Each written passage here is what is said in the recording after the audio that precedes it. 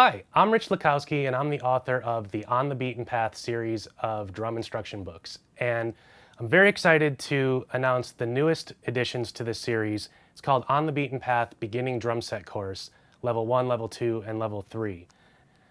In Level 1, you're going to learn the parts of the drum set, how to set up the drums, how to tune them. I'm going to talk about some basic drumhead and drumstick selection in the book.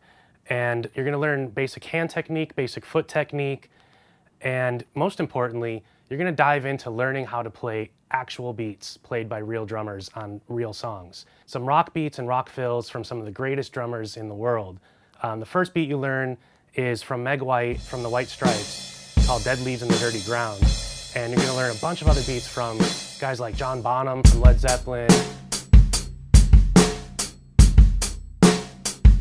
Joey Kramer from Aerosmith,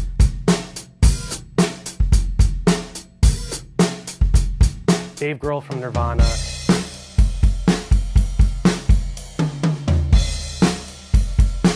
and a ton more. Just some great songs in here, and great beats and fills. So level 1 of On the Beaten Path, beginning drum set course. Pick it up today.